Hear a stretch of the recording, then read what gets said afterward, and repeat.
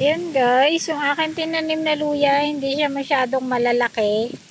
Kasi nakalagay siya dito sa lugar na hindi masyadong naiinitan. Ayan. Kaya ang nangyari, yung kanyang loob, ayan o, parang may mga tumutubo na puti-puti. Kaya hinarvest ko na, kaysa hindi natin mapakinabangan. Ayan o. Sisirain kasi niyan yung ating tanim. Ayan yung puting-puti na yan. Mga insekto yan eh. Kumakain din yan ng mga tanim yan. Ayan o. Pagka yan hindi natin na-harvest, tuluyan mabubulok yung ating luya. Sayang naman. Ayan. Medyo maliliit pa yung ating luya.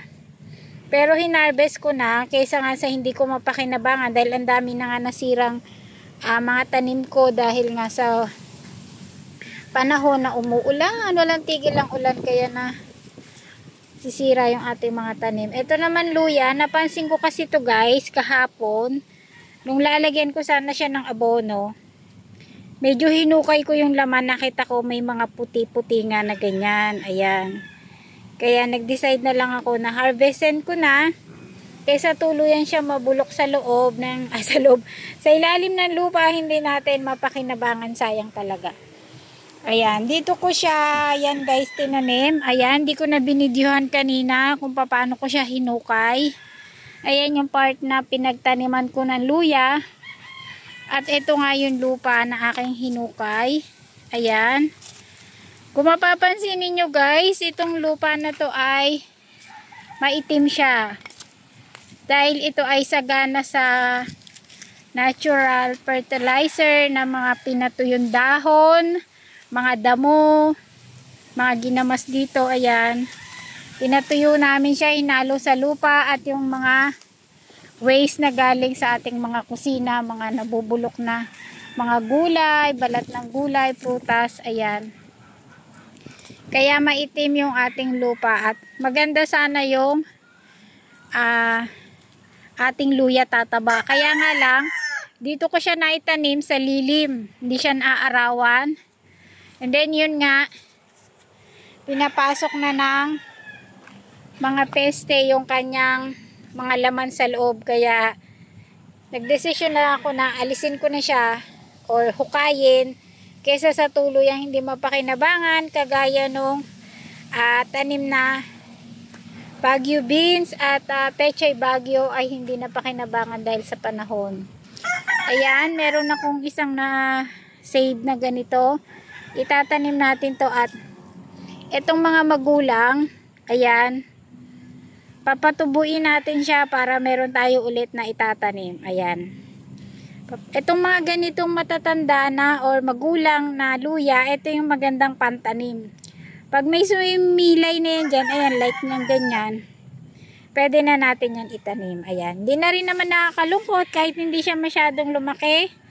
Ayan, ang dami rin naman nating na-harvest. Ayan, magsisimula na tayo magtanim para sa nalalapit na summer. Ayan, hindi na masyadong malamig at ulan ng ulan, kaya makakapagpatubo na tayo ng magaganda nating mga gulay. Magsisimula na ulit ako magtanim ng pechay. Ayan, meron akong pechay dyan. And then, kung napapansin nyo guys, ay kung naalala nyo pala, ito yung ating napakagagandang dahon ng ating carrots. Ayan, at mukhang maganda rin yung kanyang laman guys. Ayan, kung mapapansin nyo, ayun, naglalaman na siya. Ayan, konting panahon na lang, maha-harvest natin yan. At siguradong ayan ay maibibenta ko dahil maganda yung kanyang pagkatubo.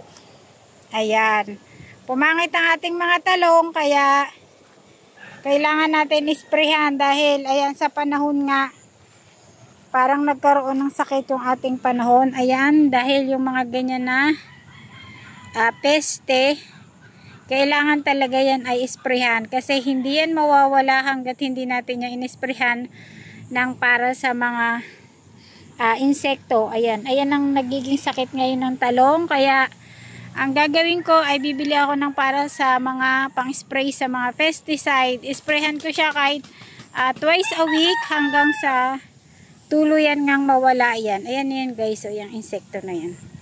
Yan. Kinakain niya yung mga dahon, pero hindi niya ginagalaw yung bunga. Kaya lang, syempre kapag ganyang kapangit ang ating puno, kahit anong gulay, hindi rin gaganda yung kanyang bunga. Ayan. Salamat guys! Ayan nga pala, may pahabol ako. Ayan yung ating nakasurvive na 4 na repolyo.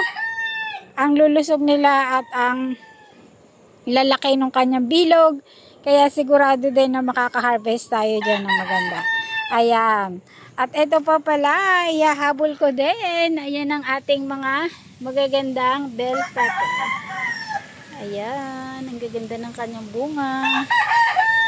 Ayan lang guys, and then update ko kayo after mga ilang weeks kapag nag-umpisa na ulit na magtubuan yung ating mga tanim dito sa ating mini backyard. Thank you for watching. See you in my next vlog.